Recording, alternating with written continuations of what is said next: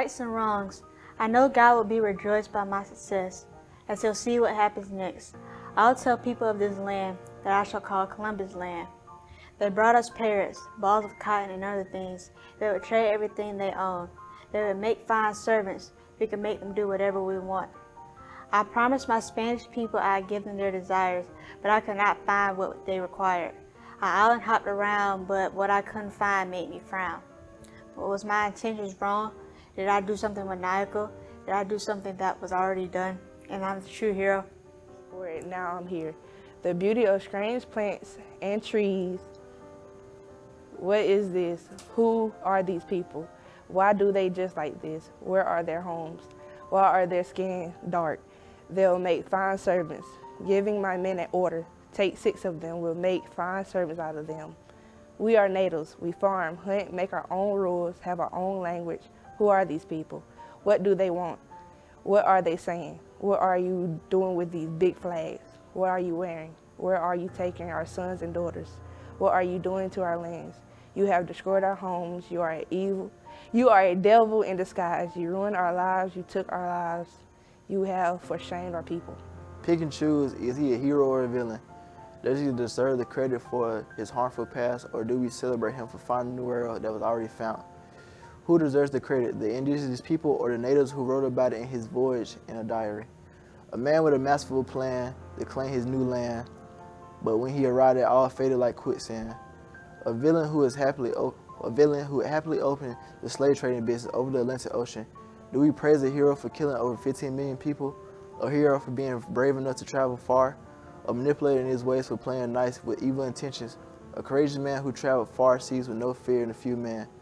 A man with good and bad intentions is a question we made wording about. What does a hero stand for? Maybe a hero stands for killing and slavery, or forcing people to follow his consequences or face consequences.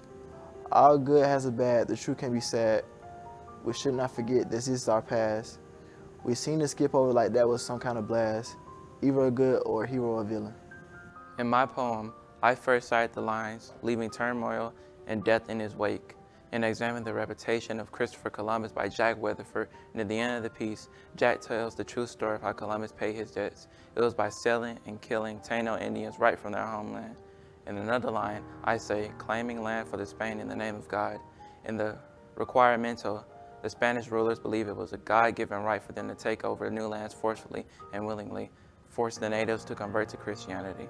In the census, which I say, Columbus' feats are more of a riddle that blurs the line between good and bad. I refer to the painting Landing of Columbus. In the foreground, it seems as if Columbus has found sacred land and the natives are bowing to him, as if he's some sort of god or something of the sort. But in the background, other natives are hiding and are weary of Columbus and his friends. Whether or not Columbus' journey and findings or conquerings are justified or not becomes blurred even to Christopher Columbus himself. Christopher Columbus, faux or no? Columbus, a fraud, claiming land for Spain in the name of God, leaving turmoil and death in his wake just for adventure's sake, staking ownership and land anew, or his recent digging misunderstood. Was he the greatest explorer, discovering the great land of the USA, building a foundation for what we have today? I, for one, lie dead in the middle. Columbus' feats are more of a riddle that blurs the line between good and bad, from gifting land and slaying Indians, everything in between. Christopher Columbus is an enigma not meant for comprehension. Columbus is a physical representation of Spain in the olden world, exuberant, brash, and greedy, also cunning, inhumane, and aggressively poetic. These qualities induce that, in fact, Columbus' adventures and toils were just the beginning of everything.